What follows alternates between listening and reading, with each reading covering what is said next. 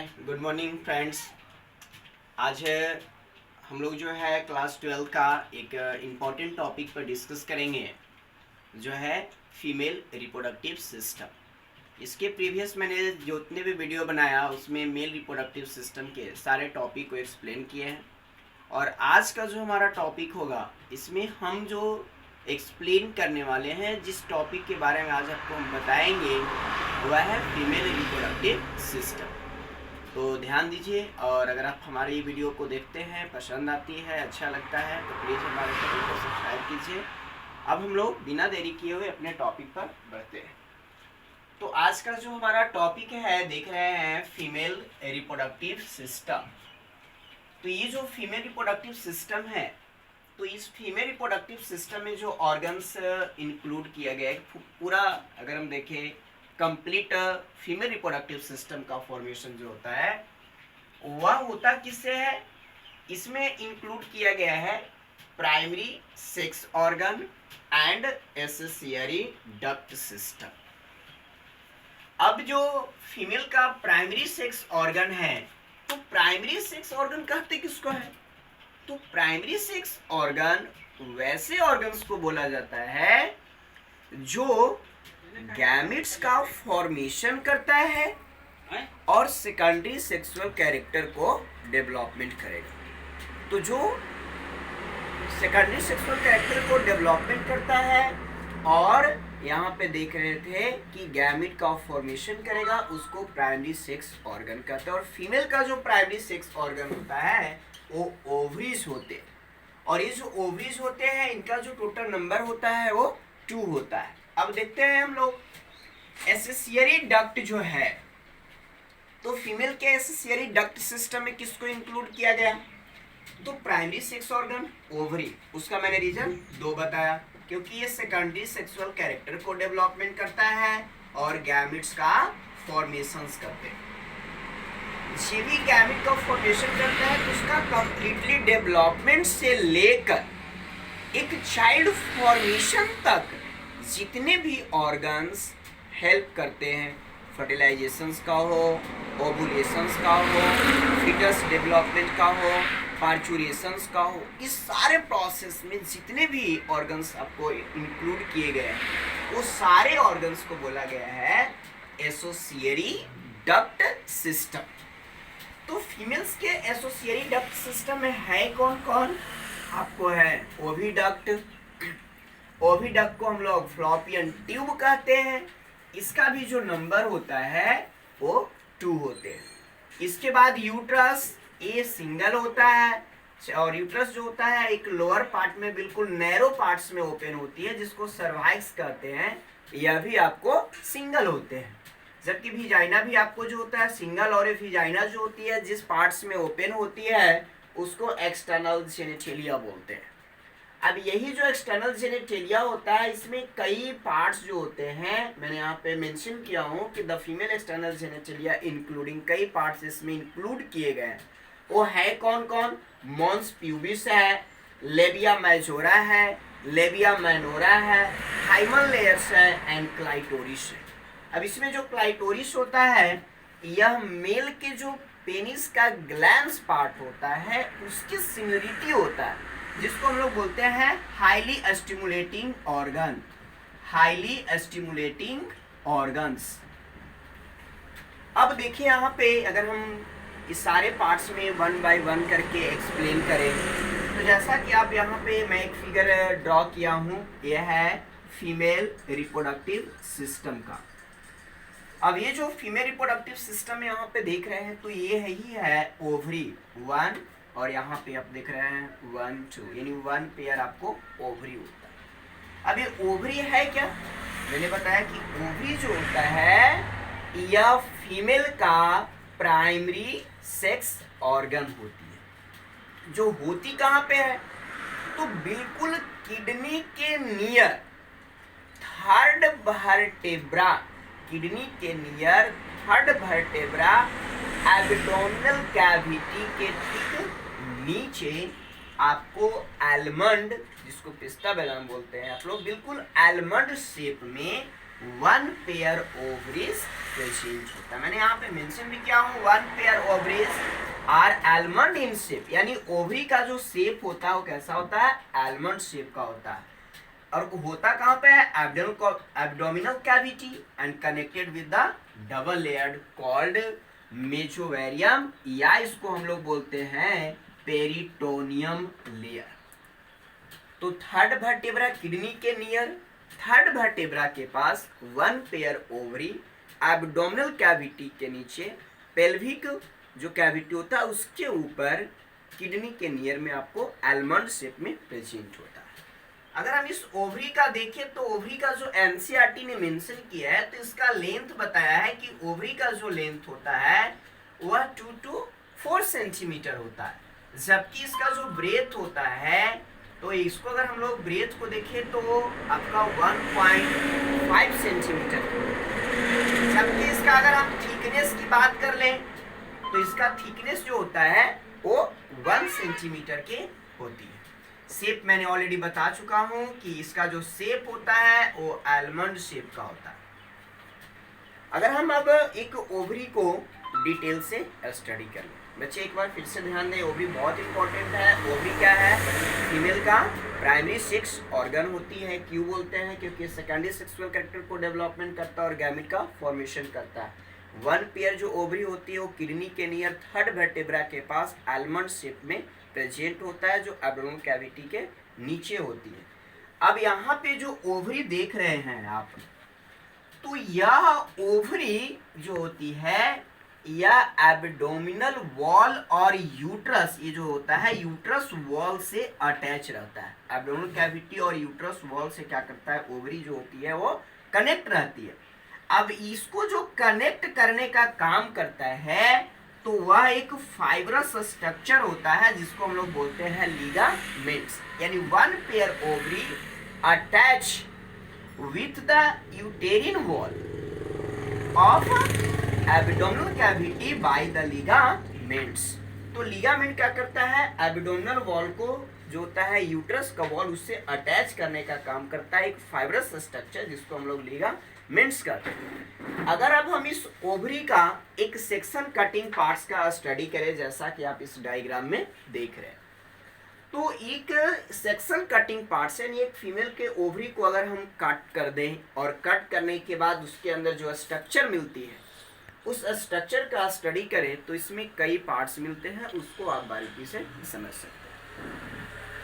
तो ओवरी का जो सबसे आउटर लेयर होता है उस आउटर लेयर को हम लोग बोलते हैं जर्मिनल एपिथेलियल। एक्चुअली में जर्मिनल एपिथेलियल क्या है, ओवरी का outer most covering layer. The outer most layer जो देख रहे हो जिससे ओवरी कवर है उसको हम लोग नाम दे दिए जर्मिनल एपिथेलियल। अब इसके यानी जर्मिनल एपिथेलियल के जो ठीक नीचे की लेयर होती है उस लेयर का नाम रख दिया गया है टूनिका एल्ब्यूजिनी। आउटर लेयर है जर्मिनल एपिथेलियल, उसके नीचे का जो लेयर होता है उसका नाम रख दिया गया टूनिका एल्ब्यूजिनी। अगर हम इस पूरे पार्ट्स में देखें तो पूरा ओवरी को 2 पार्ट्स में डिवाइड कर दिया गया। एक जिस पार्ट्स में बहुत सारे जो होते हैं फॉलिकल्स डेवलपमेंट होते हैं। मैं आपको एक चीज बता दूं कि एक ओवरी में अप्रॉक्सिमेटली 2 लाख फॉलिकल्स का डेवलपमेंट होता है। तो टोटल ओवरी 2 है, तो 2 में जो टोटल ओवरी के अंदर डेवलपमेंट होते हैं वो 4 लाख फॉलिकल्स का डेवलपमेंट होता है। तो यहाँ पे देख रहे थे हम लोग कि जो ओवरी है तो ओवरी के 2 पोर्शन हो जाता है, एक है कॉर्टेक्स और एक है मेडुला। कॉर्टेक्स का मतलब होता है जो उसका आउटर पार्ट होता है और मेडुला जो इनर पार्ट होता है। तो ओवरी के जिस पार्ट्स में फॉलिकल्स का डेवलपमेंट होता है वो पार्ट्स को हम लोग कॉर्टेक्स कहते हैं। और जिस पार्ट्स में ब्लड वेसल्स देख रहे हैं, यहाँ पे बहुत सारे ब्लड वेसल्स होते हैं, ब्लड वेसल्स के साथ इसमें नर्व होते हैं।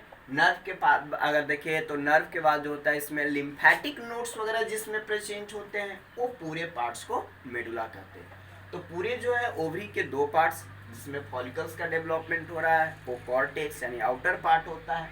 जिसमें blood vessels, nerve, lymphatic node वगैरह प्रेजेंट कर रहते हैं, यानी जो इनर पार्ट होता है उसको हम लोग मेडुला कहते हैं।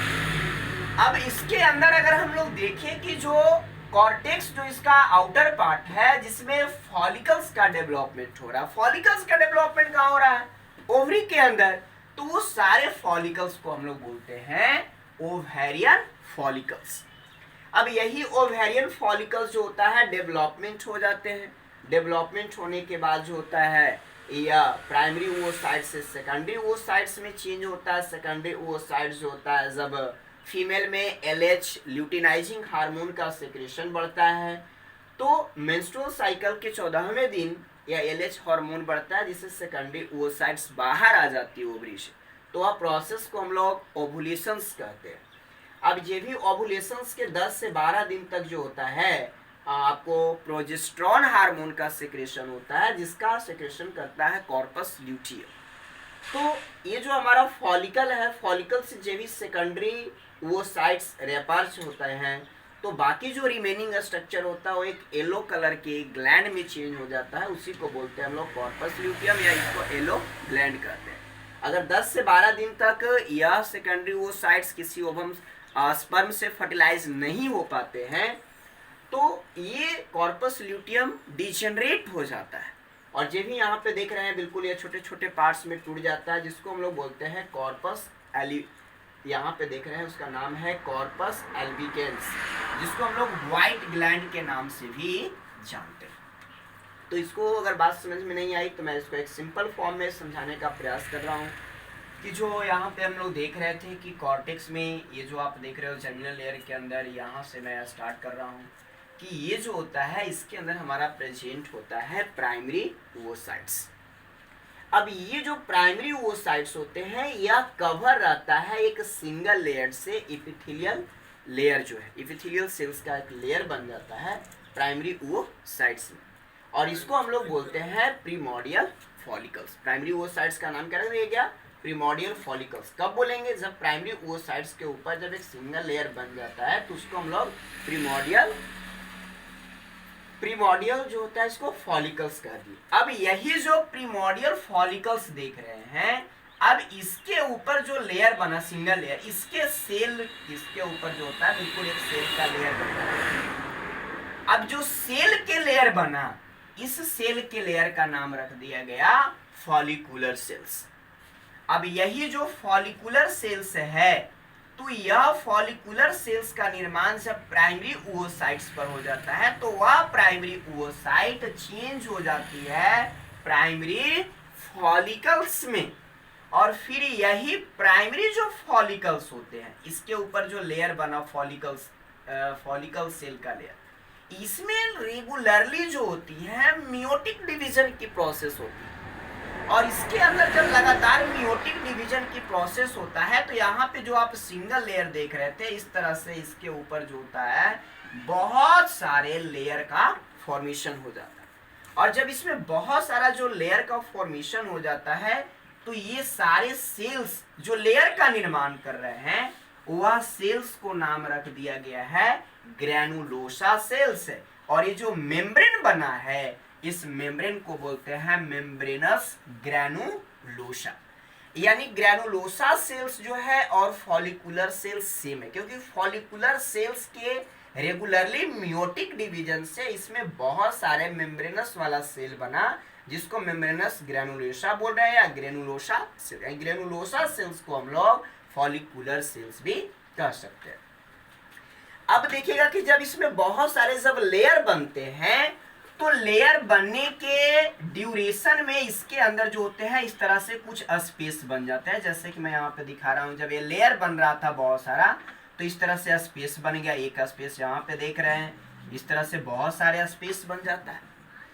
जब डिविजन इसमें बहुत सारे स्पेस बन जाते हैं तो इस स्पेस को हम लोग नाम दे दिए हैं एंट्रम। स्पेस का नाम क्या रख दिया गया? एंट्रम। और जब भी एंट्रम का फॉर्मेशन हो जाता है तो यही प्राइमरी फॉलिकल जो होती है यह चेंज हो जाता है किसमें? सेकेंडरी फॉलिकल्स में। यही प्राइमरी फॉलिकल्स किसमें चेंज हो गए? सेकेंडरी फॉलिकल्स में। अब ये जो जितने भी एंट्रम बने हुए हैं, ये सारे एंट्रम जो छोटे छोटे कैविटी थे, यह चेंज हो जाता है एक बहुत बड़ा कैविटी में। जैसा कि यहाँ पे देख रहे थे 1 2 3 4 5, इस तरह से मैंने कैविटी यहाँ पे शो किया। अब ये सारे कैविटी जो होते हैं केवल एक ही कैविटी में चेंज हो गए। अब ये जो बड़ी कैविटी में जब चेंज हो जाता है, जिसको हम लोग नाम दिए थे कैविटी का एंट्रम, इसके अंदर जो होता है एक लिक्विड भर जाती है और उसको हम लोग बोलते हैं लिक्वायर एंट्रम लिक्विड। इसके अंदर क्या भर गया? एक लिक्विड, जिसको बोलते हैं लिक्वायर एंट्रम लिक्विड। अब इसके अंदर जो ये देख रहे हो कि ये हमारा कौन था भाई, ये जो ऊपर वाला लेयर बना है, मैंने यहाँ पे ऑलरेडी लिख चुका हूँ कि ये जो होता है फॉलिकुलर सेल्स का होता है, या इसको ग्रेनुलोसा सेल्स का बोल रहे हैं। अब ये जो बाहर का लेयर बन रहा था, यानी सेकेंडरी फॉलिकल्स का जो फॉर्मेशन कर रहा था, तो इसको यहाँ पे जो देख रहे थे ग्रेनुलोसा सेल्स, और ये जो इसका आउटर वाला जो लेयर है इसको अटैच कर रहा है। देख रहे हैं कि ये वाला पार्ट जो होता है इसको अटैच करता है। तो जो दोनों को अटैच करने का काम करता है उसका नाम है कैमुलस ओवोफोरस। कैमुलस वो यहाँ पे देख रहे थे ओवोफोरस, या इसको बोलते हैं हम लोग हिल सेल्स। अगर नाम नहीं याद हो तो एक सिंपल नाम याद रखिएगा, इसको हम लोग बोल देते हैं हिल सेल्स। अब जो देख रहे थे कैमुलस ओवोफोरस जो होता है, ये भी दोनों को अटैच कर देता है, तो प्राइमरी फॉलिकल्स चेंज हो जाती है, डेवलपमेंट हो जाती है किसमें? टर्शियरी फॉलिकल्स में। अब ये जो टर्शियरी फॉलिकल्स होते हैं, तो टर्शियरी फॉलिकल्स के अंदर जो प्राइमरी ओवोसाइट से डेवलपमेंट हो रहा था, तो यही प्राइमरी ओवोसाइट्स के अंदर जो सेल होते हैं वह भी चेंज होता है सेकेंडरी ओवोसाइट्स में। यानी सेकेंडरी ओवोसाइट्स को हम लोग बोलते हैं ग्राफियन फॉलिकल्स, क्योंकि ये जो सेकेंडरी ओवोसाइट्स वाला फॉलिकल था, इसका जो डिस्कवर किए थे, जो इसके बारे में बताए थे, एक साइंटिस्ट बताए थे, और उन साइंटिस्ट का नाम था ग्राफ। और ग्राफ ने इस फॉलिकल्स का खोज किया, इसीलिए इस फॉलिकल का नाम रख दिया गया है ग्राफियन फॉलिकल्स। अब ये जो ग्राफियन फॉलिकल्स के अंदर जो भी जो देख रहे हैं सेकेंडरी ओवोसाइट्स जो होता है, यही जो होता है रैप्चर्ड होकर ओवुलेशन के ड्यूरेशन में बाहर आ जाता है। यानी ये जो देख रहे हैं हम लोग टर्शियरी फॉलिकल जो ग्राफियन फॉलिकल्स में चेंज हुआ है, तो इसके अंदर जो हमें सेल्स मिल रहा है, ये क्या है? ये हमारा है सेकेंडरी ओवोसाइट्स। अब ये सेकेंडरी ओवोसाइट्स भी जो होती है बाहर से एक लेयर द्वारा ढकी होती है।